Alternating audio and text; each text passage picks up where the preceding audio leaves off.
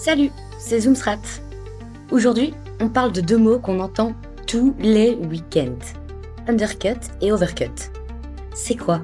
Et surtout, quelle tactique choisir? Je t'explique tout, simplement et en 5 minutes grand max. Let's go!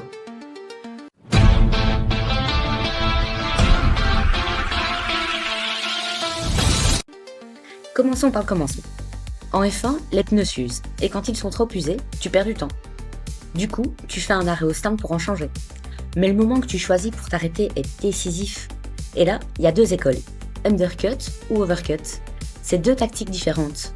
Zoomons là-dessus. Undercut, l'attaque surprise. Imaginons, t'es derrière Leclerc et tu veux le dépasser.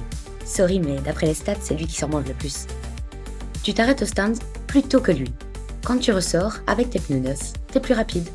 Là, tu fais 2-3 tours à fond de balle et tu gagnes 3 à 5 secondes. Quand Leclerc s'arrête à son tour pour changer de pneu, t'es déjà devant. Les points à prendre en compte avant de tenter un undercut.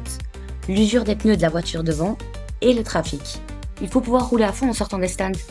Bah oui, t'as mis des pneus neufs avant les autres, donc ils sont plus lents.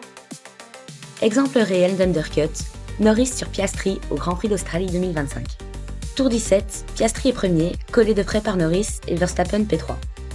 Au tour 18, Norris s'arrête plus tôt et ressort P3, mais il est maintenant plus rapide. Au tour suivant, Norris dépasse Verstappen et passe P2, puis Piastri s'arrête à son tour, mais quand il ressort, Norris est déjà devant P1. Undercut réussi.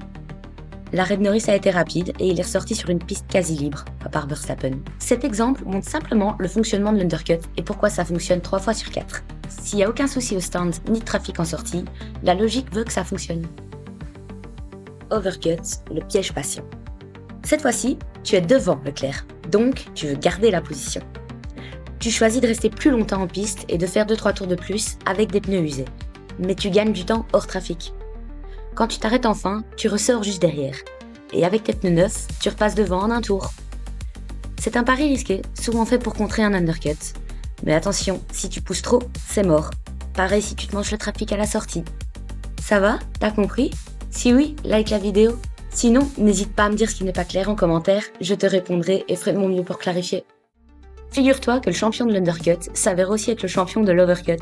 Avec un taux de réussite moyen de 80% pour l'undercut et 70% pour l'overcut, ce champion est... Max Verstappen. Bah ouais, on ne devient pas champion du monde par hasard. Talent, polyvalence et travail acharné. Je tiens à ajouter 2 mentions honorables. Pour l'undercut, Lando Norris avec 77% de réussite. Et pour l'overcut, Hamilton avec 62% de réussite. Je te laisse chercher le point commun entre ces 3 pilotes. Un dernier chiffre pour aujourd'hui, après j'arrête.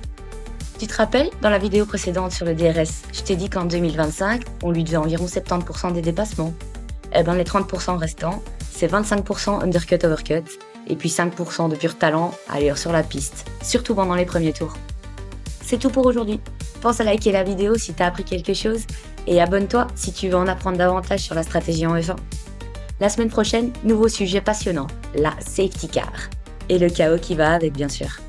D'ici là, portez-vous bien. Merci de m'avoir écouté jusqu'au bout. Bye!